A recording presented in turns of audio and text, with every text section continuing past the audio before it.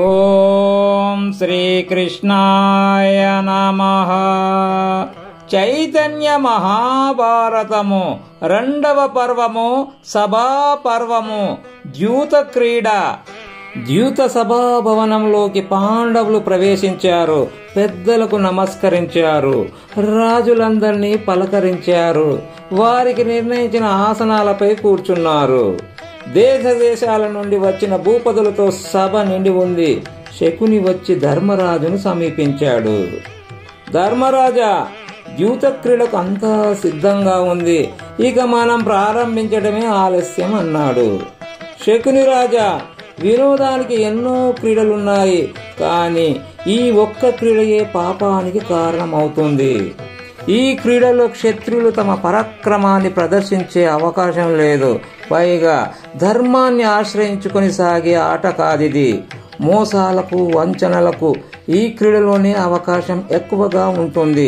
అందుకనే సత్పురుషులు ఈ క్రీడను గర్విస్తారు, ఆటగాళ్లలోని విలువలను శంకిస్తారు. అలాంటి జూద క్రీడను మీరెందుకు ప్రతిపాదిస్తున్నారో నాకైతే అర్థం కావడం లేదు. మరీ పనిగట్టుకొని మీరు చేసే ప్రయత్నం చూస్తూ ఉంటే అక్రమ మార్గంలో మమ్మల్ని ఓడించాలనే సంకల్పం మీలో బలంగా ఉన్నట్లు కనిపిస్తోంది అన్నాడు ధర్మరాజు. హస్తినాపురానికి బయలుదేరే ముందు ఇంద్రప్రస్థంలోనే కౌరవుల కుట్రను ధర్మరాజు గ్రహించాడు. ద్యూత క్రీడ అనుచితమని విదురులతో పలికాడు.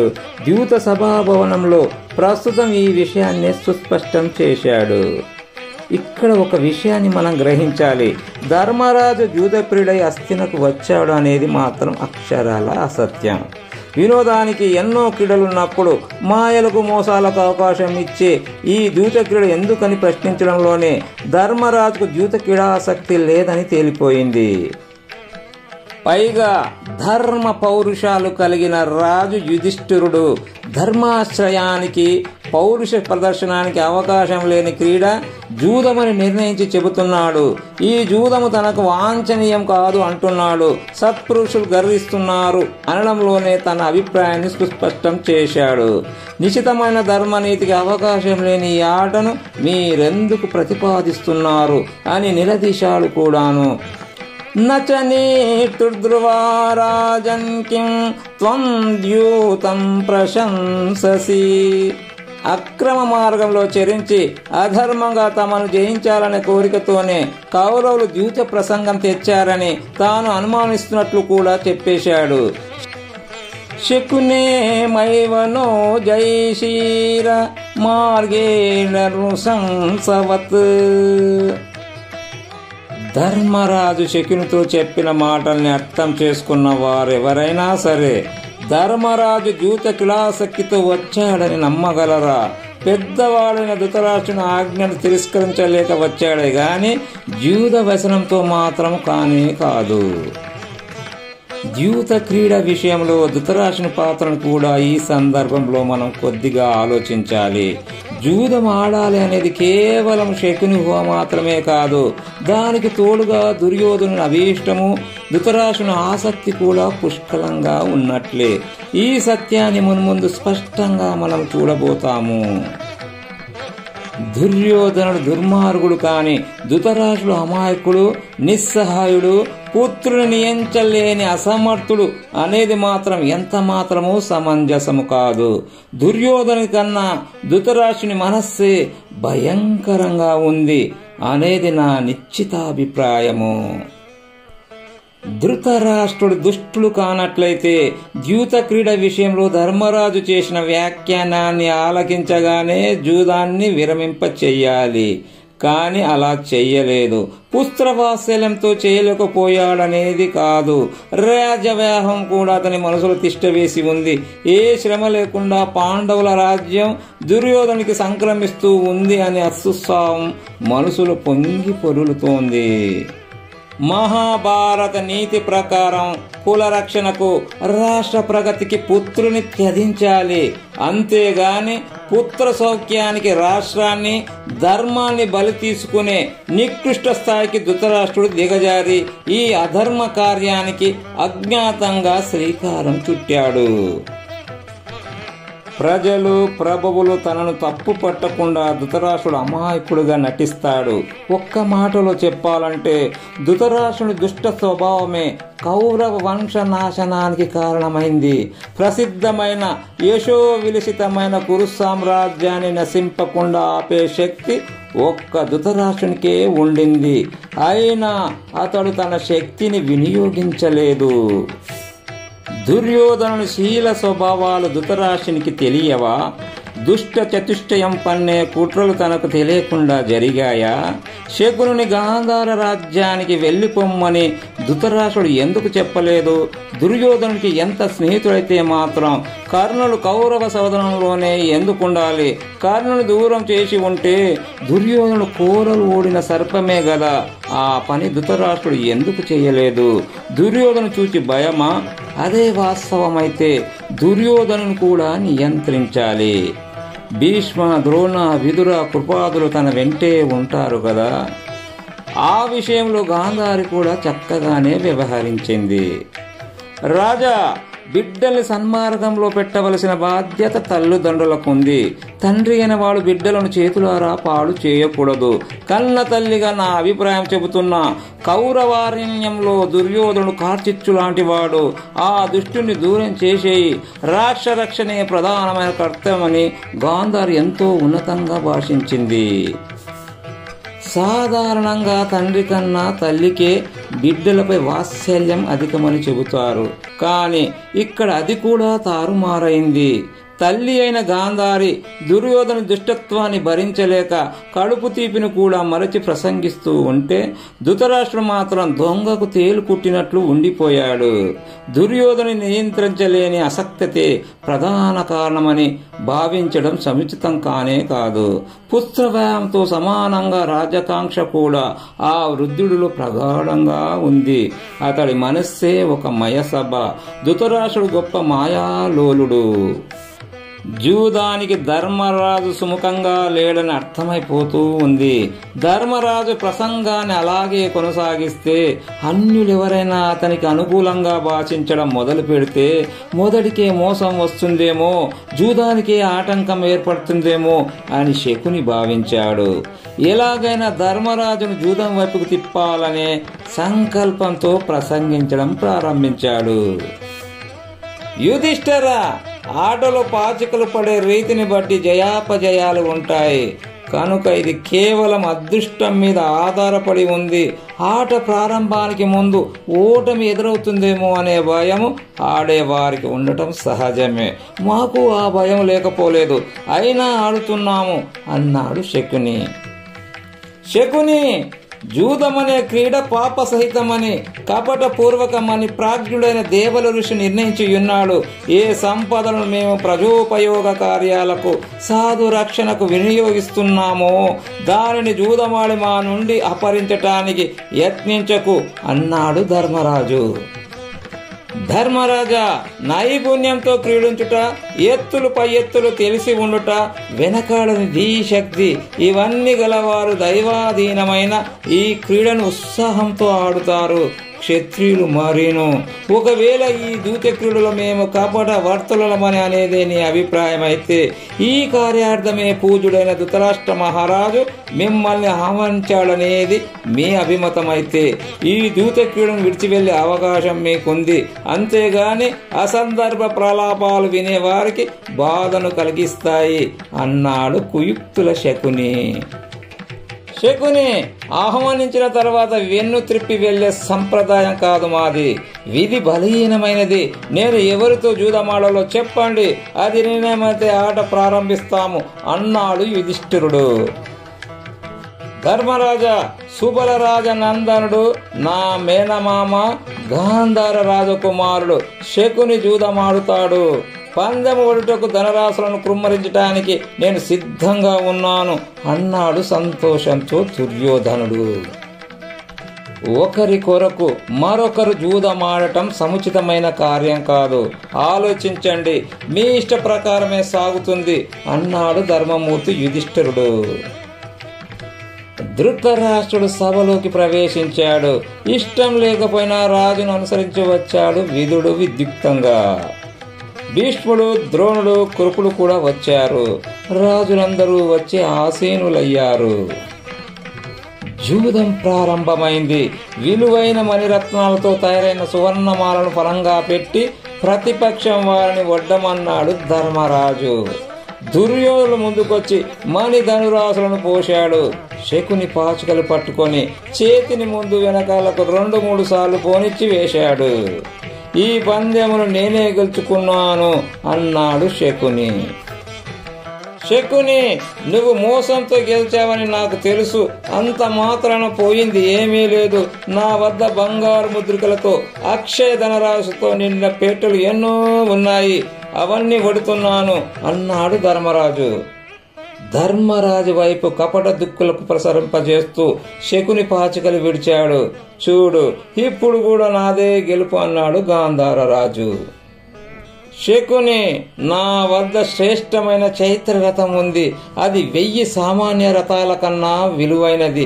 ఆ రథంలోనే నేను ఇక్కడికి వచ్చాను. అది పోతూ ఉంటే ఒక్కొక్కసారి మేఘ గర్జనంలా, ఒక్కొక్కసారి సాగర ఘోషలా ఉంటుంది. దానిని ఫలంగా వడుతున్నాను అన్నాడు యుధిష్ఠిరుడు. శకుని పాచికలు విడిచాడు. నేనే గెలిచాను అన్నాడు శకుని. జనమేజయ, యూతక్రీడ అనే ఊబిలో దిగిపోతున్నాడు ధర్మరాజు. చతుష్పష్టి కళలో ప్రవీణులు, తరుణ వయసులో ఉన్న 1,00,000 మంది దాసీలను పనంగా పెట్టి ఓడిపోయాడు. ధీరులు, వీరులు, కార్యశూరులు, వివిధ కార్యక్రమాలలో ఉత్సాహంగా పనిచేసే 1,00,000 మంది సేవకులను కూడా పందెములో ఒడ్డి ఓడిపోయాడు. ఆ తర్వాత బంగారు గొలుసులతో శోభించే 1000 ఏనుగులను ఒడ్డాడు. చిరునవ్వులు చిందిస్తూ శకుని పాచికలు విసురుతూనే ఉన్నాడు అని చెప్పుకుపోతున్నాడు వైశంపాయన మహర్షి. ఈసారి 1000 రథాలను పనంగా పెట్టాడు. అవి సువర్ణ పతకాలతో, శ్రేష్టమైన గుర్రాలతో, శ్రేష్ఠులైన రథికులతో శోభిస్తూ ఉంటాయి. వాటిని కూడా ఓడిపోయాడు. తన వద్దనున్న సువర్ణ రాశులను పెట్టాడు. అవి కూడా పోయాయి. అర్జునుడు సాధించి తెచ్చిన చిత్రరథుని గంధర్వలోక గుర్రాలను ఫలంగా పెట్టాడు. అవి కూడా ఓడాడు. ఇలా ఒకదాని తర్వాత ఒకటిగా ధర్మరాజు తన సంపదనంతా కోల్పోతున్నాడు. ఈ దారుణాన్ని చూచి శకుని కపల జూదాన్ని తిలకించిన విదురుడు బాధాపూరిత హృదయంతో లేచి నిలబడ్డాడు. విదురులో ఆవేశం కట్టలు త్రెంచుకుంది. ప్రభు ధృతరాష్ట్ర, నేను నీ మేలు కోరి ఇంతవరకు ఎంతగానో ధర్మబోధ చేశాను, హితబోధ చేశాను. అయినా నా మాటలు నీకు రుచించడం లేదు. దేహంలో పుండి పుట్టినట్లు నీ వంశంలో దుర్యోధనుడు పుట్టాడు. వీడు పుట్టినప్పుడు నక్కలు అరిచాయి, కుక్కలు రోధించాయి. ఆనాడే వీడు కులనాశకుడు అని నిర్ణయమైంది. మద్యపాన మత్తులలో తూలేవాడు రాబోయే ఆపదలను గుర్తించలేనట్లు ఈ జూదపు మైకంలో పడి పాండవుల వల్ల కలిగే నాశనాన్ని ఊహించలేకపోతున్నాడు. వీణ్ణి పుత్రవాత్సల్యంతో చూడకు. భోజరాజు ప్రజల భావాలను గౌరవించి దుష్టుడైన తన పుత్రుని పరిత్యజించాడు. యాదవులు శ్రీకృష్ణుని చేత కంసుని చంపించారు. అదే పని ఇప్పుడు నువ్వు చెయ్యాలి. దుర్మార్గుడైన దుర్యోధనుడు బంధించమని ఆజ్ఞాపించు. నీ ఆజ్ఞను క్షణంలో అమలు చేస్తాడు అర్జునుడు. దుర్యోధనుడు కాకి అయితే పాండవులు మయూరాలు, వీడు నక్క అయితే వాళ్ళు వ్యాఘ్రాలు. ఈ దుష్టుణ్ణి ఉమ్మేసి పాండవులను దగ్గర చేర్చుకో. నా మాట ఇప్పుడన్నా విను. బాధల్ని కొని తెచ్చుకోకు. గాలపు ముళ్ళును మృంగిన చేపలాగా చెడిపోకు. రాజా, పూల వర్తకుడు మొక్కల నుండి పువ్వులను సేకరించుకుంటూ ఆ మొక్కలను ప్రేమతో ఎలా రక్షించుకుంటూ ఉంటాడో అలాగే పాండవులను రక్షించుకుంటూ వారి యశోధనాన్ని, సంపదను కూడా నీవు అనుభవించవచ్చు. అంతేగాని బొగ్గుల వర్తకునిలాగా ఫలాలనిచ్చే చెట్లను తగలబెట్టి నువ్వు పొగసూరిపోకు. రాజా, అమరావతి నుండి ఇంద్రుడే కదిలి వచ్చిన అర్జునుడు జయించలేడు. నా మాట విను, పాండవులతో వైరం నీ ఒక్కడితోనూ నీ దుష్టపుత్రునితోనూ సరిపెట్టుకోదు. పుత్రమిత్ర కలత్ర మంత్రి సేవక ప్రజలతో సహా సర్వులను తుడిచిపెట్టేస్తుంది. ధృతరాష్ట్ర రాజా, ఇప్పటికైనా మేలుకో. కళ్ళు తెరవలేకపోయినా నోరు తెరవగలవు. మత్తెక్కిన ఎద్దు ఆ మత్తులో తన కొమ్ములను తానే పొడుచుకొని విరగగొట్టుకున్నట్లు అసూయ మత్తులో దుర్యోధనుడు తన వినాశాన్ని తానే కొని తెచ్చుకుంటున్నాడు.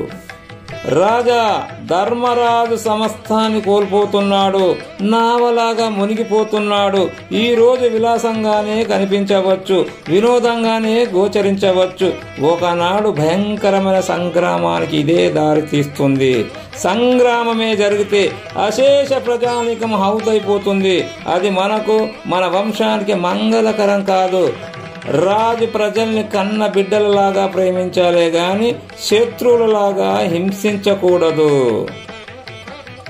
రాజా, ఈ దారుణానికి ప్రబల కారకుడు దుష్టుడు పాపి అయిన శకుని కపట విద్యను ప్రదర్శించి మన కులనాశనానికి కారకుడవుతున్నాడు. వీడు ఎక్కడి నుండి వచ్చాడు అక్కడికి వెంటనే పంపు, లేదా సర్వనాశనం జరిగిపోతుంది. కౌరవ సామ్రాజ్య మహావృక్షాన్ని దగ్ధం చేసి భయంకరాగ్నిగా వీన్ని సంభావించు. ఇంతకీ ప్రత్యర్థులకు ఖేదాన్ని కలిగించే జూదాన్ని శకుని ఎలా నేర్చాడు? ఈ మాయ వెనుక మర్మమేమన్నా ఉందా? మనం చిన్నతనం నుండి ఈ పాచికల ప్రాశస్త్యాన్ని గూర్చి కర్ణాకర్ణిగా ఎన్నో కథలను విని ఉన్నాము. నిజానికి అవి కట్టిన కథలే గాని పుట్టిన కవితలు కావు. అయితే ఆ కట్టు కథలన్నీ ఒకే విషయాన్ని ధృవీకరిస్తాయి. కౌరవులకు శకుని స్నేహపాత్రుడు కాడు, పక్కలో బల్లెం లాంటి వాడు అనేది ఆ కథల వెనక దాగి ఉన్న సారాంశము. కౌరవుల మీద తనకుండే పగను తీర్చుకునేందుకు శకుని మాయాజూదమాడి గాంధారి పుత్రులందరినీ మసి చేశాడు అనేది ఒక కథ. దీనికి ఆ కథకులు చెప్పే ఆధారం ఏమిటి? గ్రుడ్డివాడైన ధృతరాష్ట్రునికి తన సోదరి అయిన గాంధారిని ఇచ్చి వివాహం చేయడం శకునికి ఇష్టం లేదని, ఆ కారణంగానే హస్తినాపురంలో ఉండి కౌరవుల గుండెలు మండించాడని చెబుతారు. దీనికి ఆధారం ఉందా? లేనే లేదు. అంతా కపోల కల్పితమే. ఇక గొప్ప ప్రాచుర్యాన్ని పొంది ఉన్న రెండవ కథ. గాంధార రాజు సుబలునికి తన కుమార్తె గాంధారి అంటే ప్రాణం. ఆమెకు వివాహానంతరం భర్త వియోగం ఉందని ఎవరో చెప్తారు. గాంధారి వైద్యంతో వ్యధ చెందడం ఊహించలేని సుబలుడు ధర్మజ్ఞులను సంప్రదించి ఆమెకు పొటేలుతో పెళ్లి చేస్తాడు.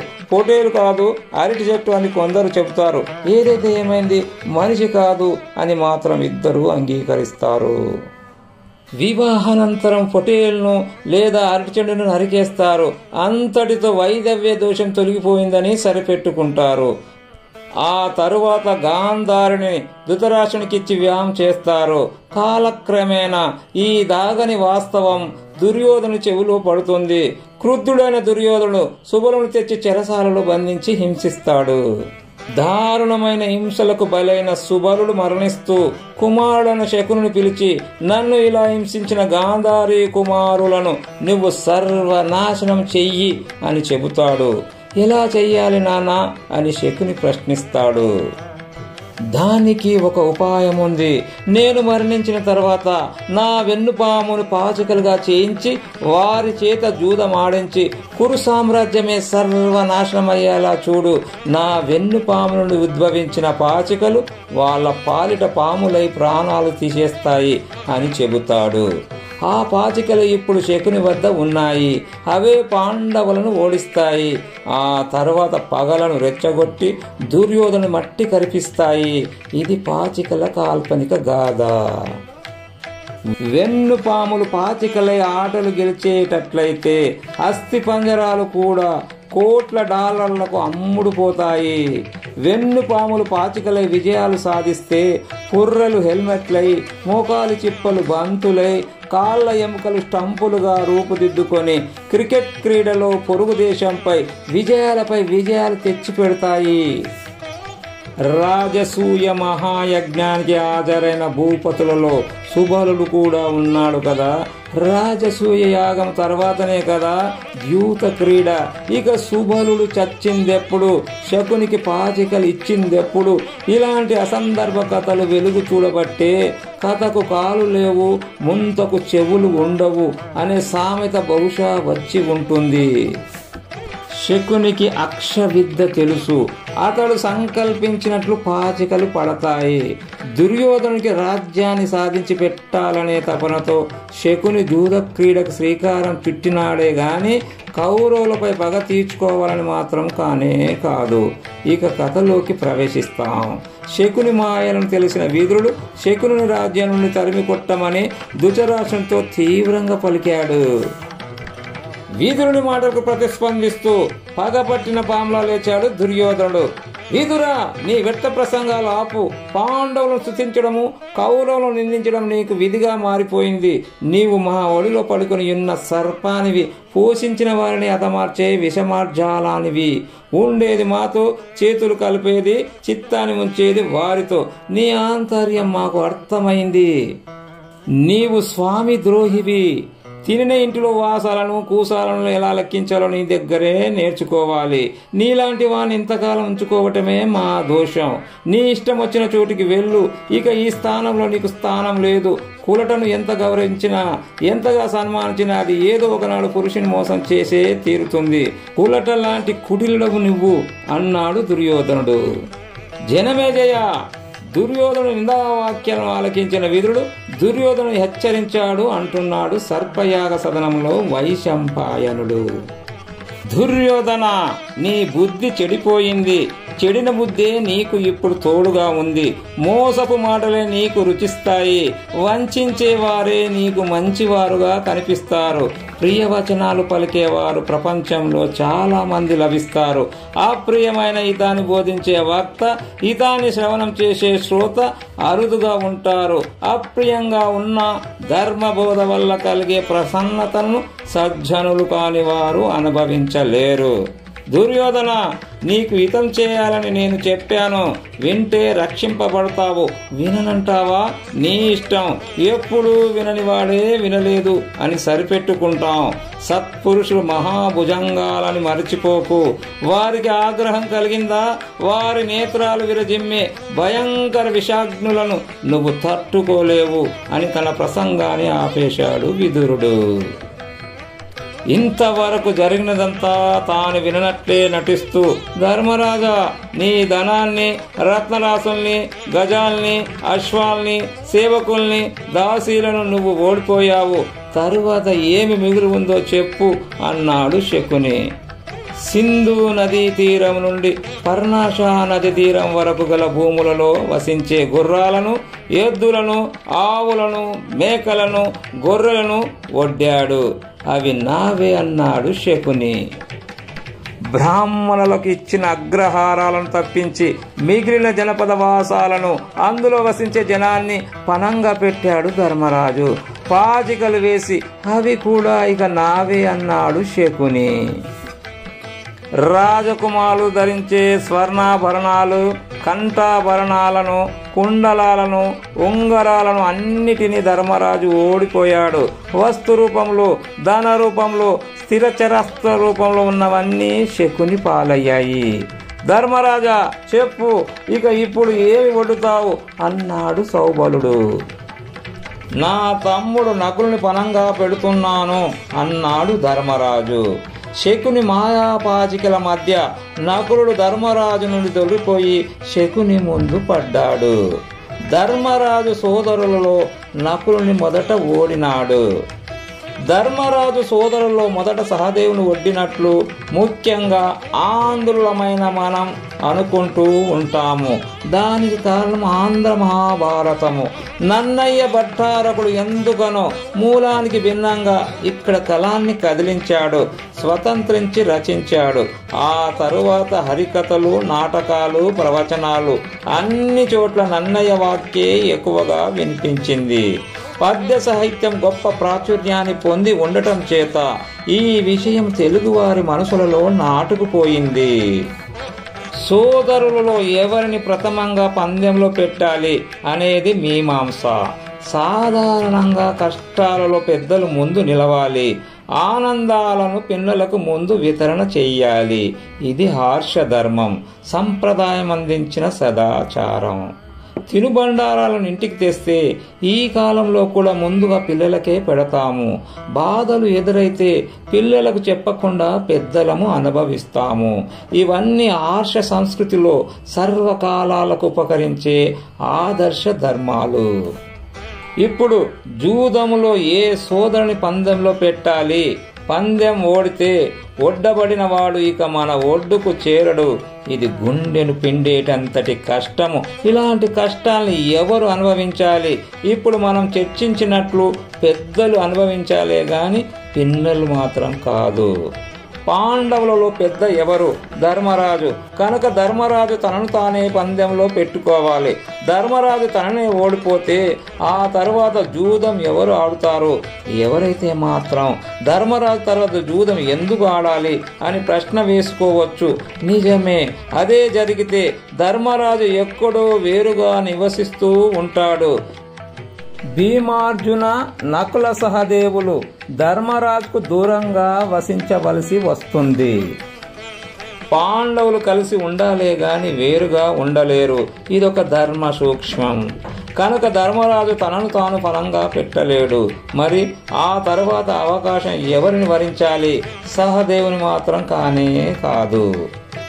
ధర్మ బుద్ధి కలిగి సదా ధర్మస్పృహతో చరించే ధర్మరాజు ఆలోచించాడు. తన తండ్రి అయిన పాండురాజుకి 2 భార్యలు. పెద్ద భార్య కుంతీదేవికి ధర్మజ భీమార్జును పుత్రులు కాగా, చిన్న భార్య మాద్రికి నకుల సహదేవులు కుమారులు.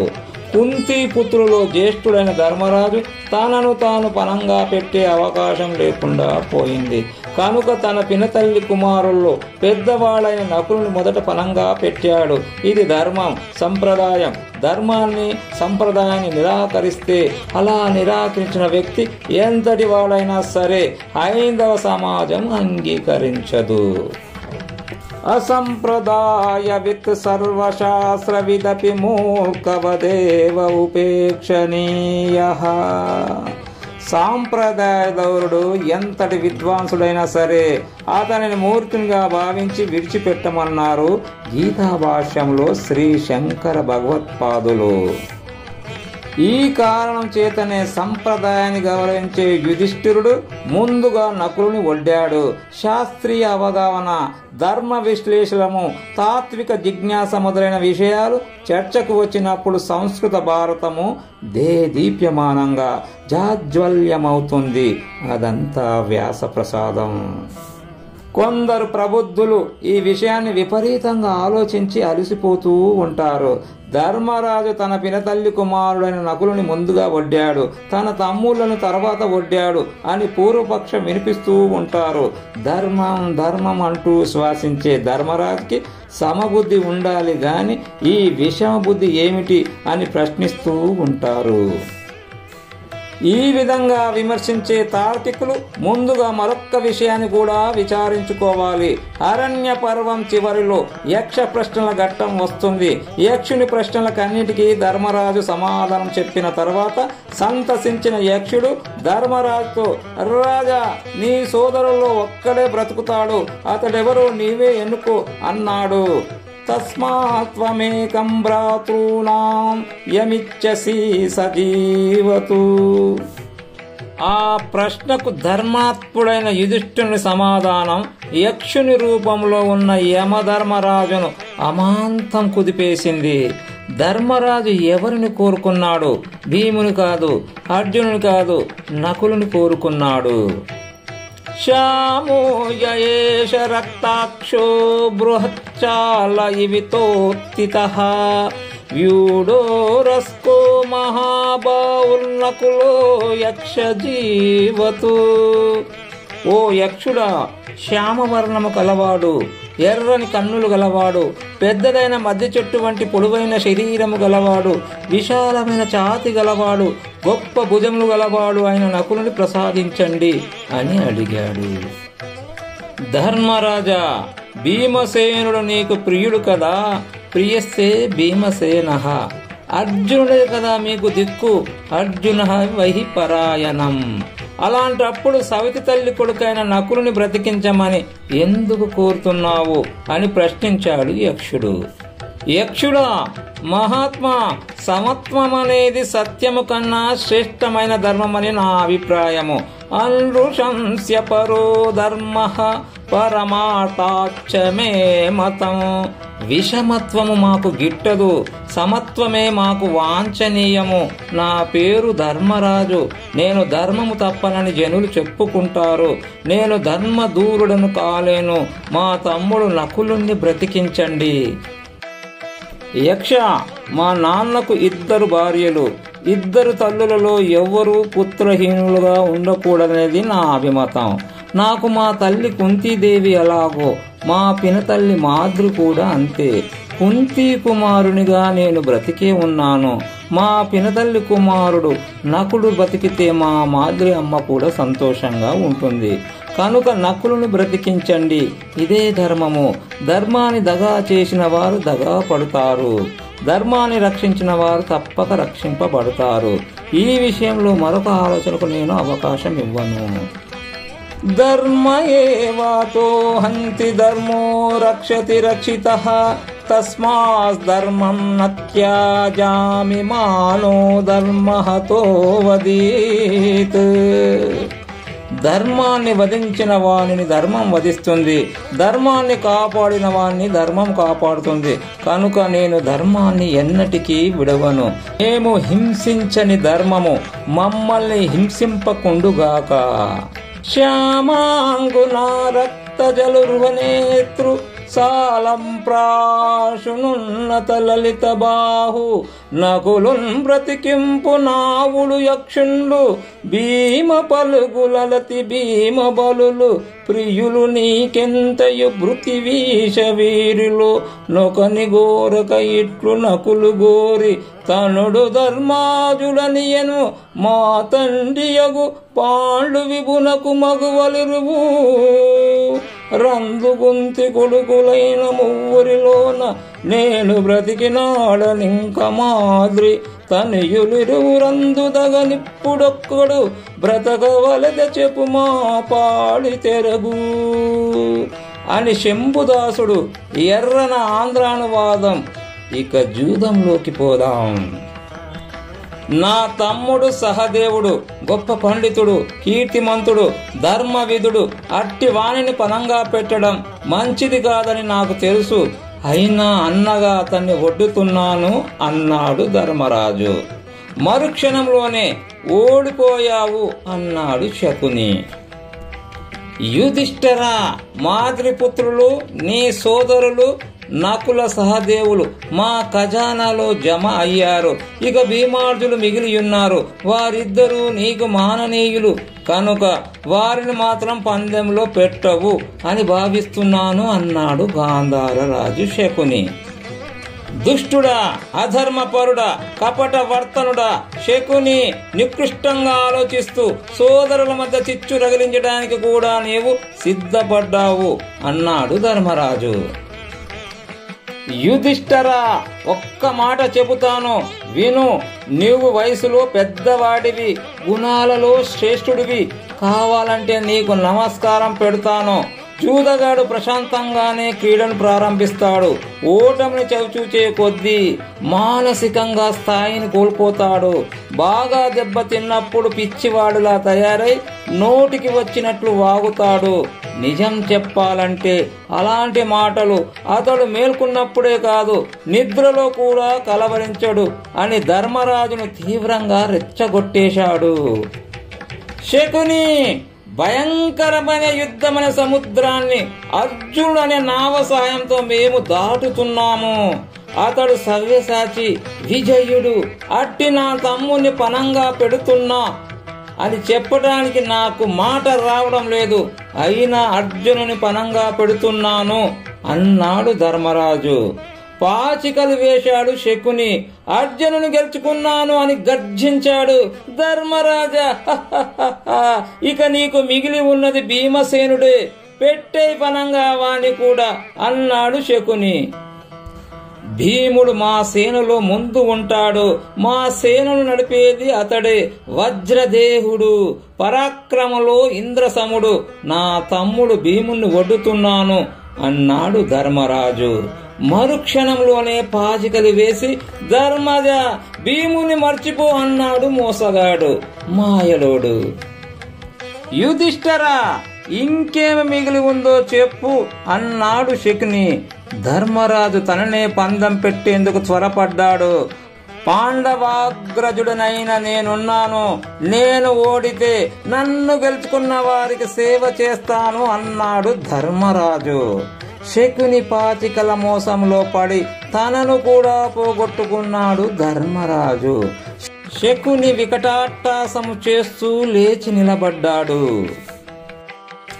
నకుల సహదేవులను పందెములో ఓడిన తర్వాత భీమార్జులను గూర్చి ప్రత్యేకించి శకుని ప్రస్తావించాడు. వారిని కూడా పోగొట్టుకొనిన తర్వాత ధర్మజ నీ సోదరులతో పాటు సర్వ సంపదలను కోల్పోయావు, చెప్పు నువ్వు ఓడకుండా ఏదైనా మిగిలి ఉన్నదేమో చెప్పు అని ప్రశ్నించాడు శకుని. ఇక్కడ ఏదో గమ్మత్తు జరిగిపోయింది.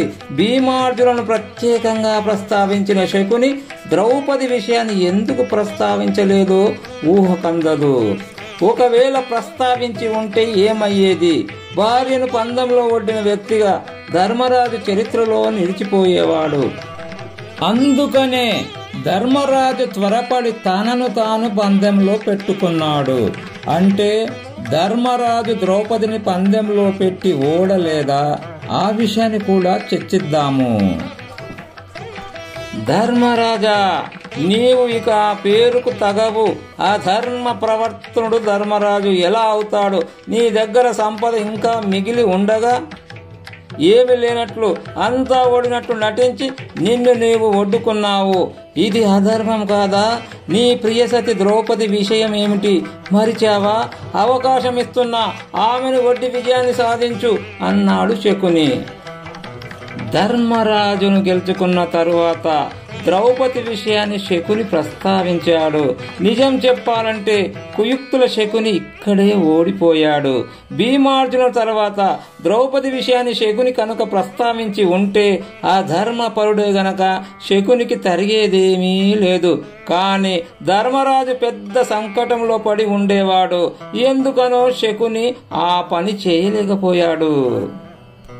ధర్మరాజును గెలుచుకున్న తరువాత బహుశా శకుని బుద్ధిలో దీపం వెలిగి ఉంటుంది. ద్రౌపదిని ఆశించకుండా ధర్మరాజును గెలిచి చాలా తప్పు చేశానని శకుని భావించి ఉంటాడు. తెలివిగలవాడు కనుక తన యుక్తినంతా ఉపయోగించి ధర్మరాజుపై దోషాన్ని నెట్టేందుకు యత్నించాడు. ద్రౌపదిని ఓడకుండా తనను తాను పందెంలో పెట్టుకుని ధర్మరాజు అధర్మపరుడయ్యాడని గర్జిస్తాడు. ఈ విధంగా ఓండు పెట్టడంలో శకుని పరాజయమే స్వచ్ఛంగా వినిపిస్తోంది. దాన్ని కప్పిపుచ్చుకునే ప్రయత్నం చేస్తూ నీకు ప్రియమైన ద్రౌపది అపరాజితగానే ఉంది. హస్తితే వై ప్రియా రాజన్ గ్లహ్యేకో పరాజితః. ధర్మరాజు తనను తాను ఓడిపోయాడే గాని ద్రౌపదిని ఇంకా ఓడలేదు అనే విషయాన్ని శకుని స్పష్టం చేశాడు. ఇక్కడ ఒక్క విషయం అర్థం కావాలి. ఇదొక ధర్మ సూక్ష్మం. ధర్మరాజు తనను తాను ఓడిన క్షణంలో అర్ధాంగి అయిన ద్రౌపదిని కూడా ఓడినట్లేనా కాదా? ఏమో ఓడలేదు, ద్రౌపది అపరాజితగా ఉంది అని శకుని మామే అంటున్నాడు కదా. అయితే తానే ఓడిపోయి తాను చేసిన వాగ్దానం ప్రకారం కౌరవులకు దాసుడుగా మారిన యుధిష్ఠుడిని ద్రౌపదిని పందెంలో పెట్టే హక్కు హరత ధర్మశాస్త్రరీత్యా ఉన్నాయా? లేవు అని అనుకుందాం. లేనప్పుడు ద్రౌపదిని పందెంలో పెట్టమని శకుని ఎందుకు చెప్పాడు? ద్రౌపదిని పందెంలో పెట్టే అర్హత రాజుకు ఉందా? లేక పెట్టమని శాసించే హక్కు దుర్యోధనునికి ప్రతిరూపంగా జూదమాడుతున్న శకునికి ఉందా? ఇదొక్కటి స్పష్టం కావాలి. అవుతుంది, ఇప్పుడే త్వరలోనే తేలుతుంది. అది అలా ఉంచండి. ఒకవేళ ధర్మరాజు తనను ఓడకముందే అంటే భీమార్జులను ఓడిన తర్వాత ద్రౌపదిని పందెంలో ఉంచు అని శకుని అడిగి ఉంటే అప్పుడు ఏమయ్యేది? ధర్మరాజు ద్రౌపదిని పందెంలో పెట్టేవాడా? ఇప్పుడు పెట్టిన వాడు అప్పుడెందుకు పెట్టడు అంటారా? సరే, పెడతాడనే అనుకుందాం. అలా పెట్టే హక్కు ధర్మరాజుకు ఉందా అనే ప్రశ్న పడితే, ద్రౌపదికి 5 మందికి భార్య అయినప్పుడు ధర్మరాజు ఒక్కడే ఆమెను పందెంలో ఎలా పెడతాడు అనే ప్రశ్న ఎంత సహేతుకంగా అనేది వేరే విషయం. వికర్ణుడు కూడా ఈ ప్రశ్నను లేవనెత్తాడు. ఆ విషయాన్ని ఆ సందర్భంలో చూద్దాం. ఒకవేళ ద్రౌపదిని పందెంలో పెట్టమని శకుని అడిగితే భీమార్జున, నకుల సహదేవులు అక్కడే ఉన్నారు కనుక వారు కూడా ధర్మరాజుతో గొంతు కలిపి ద్రౌపదిని వడ్డే అవకాశం ఉంది కదా. ఎక్కడుంది? భీమార్జున, నకుల సహదేవులు అంతకుముందే పరాజితులై ఉన్నారు కదా. పరాజితులైన వారు అపరాధి అయిన ద్రౌపదిని పందెంలో ఎలా వడ్డుతారు? ఆ కోణంలో ఆలోచిస్తే ఇప్పుడు ధర్మరాజు మాత్రం ద్రౌపదిని పందెంలో ఎలా పెట్టగలడు? తానే పరాజితుడు. అపరాజితను వడ్డే అర్హత పరాజితునికెక్కడిది?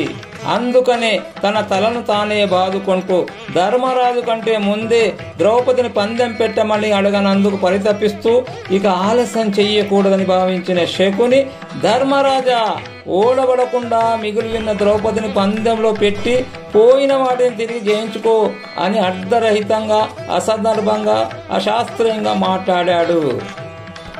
పనస్వ కృష్ణాం పాంచాలిం తయాత్మానం పునర్జయః. అపరాజితి అయిన ద్రౌపదిని పందెం పెట్టమని పరాజితుడైన ధర్మరాజును శకుని అడుగుతున్నాడు. ద్రౌపదిని తప్ప ధర్మరాజు సర్వస్యాన్ని కౌరవులు జయించినట్లు శకుని తానే ఒప్పుకున్నాడు. తాను జయించలేదు కాబట్టి ద్రౌపదిని వడ్డమని ధర్మరాజుకు చెప్పాడు. ద్రౌపదిని వడ్డే హక్కు ధర్మజునికి ఉందా, లేక శకుని లేని హక్కును అనుగ్రహించాడా? అదే జరిగి ఉంటుందేమో. జరిగితే ఏమవుతుంది? ధర్మరాజును ఆజ్ఞాపించే హక్కు శకునికి లేదని చెప్పడం లేదు. తన ఆజ్ఞను నెరవేర్చే అర్హత ధర్మరాజుకి ఉందా లేదా అని శకుని ఆలోచించకుండా వాగి ఉంటే మాత్రం అది అర్థం లేని విషయమై కూర్చుంటుంది. ఈ సమస్య అలాగే కూలబడింది. శకుని మాటలు యుధిష్ఠుని గుండెల్లో శూలల్లాగా దిగాయి. క్షణం నిశ్చలంగా ఉండిపోయాడు ధర్మరాజు.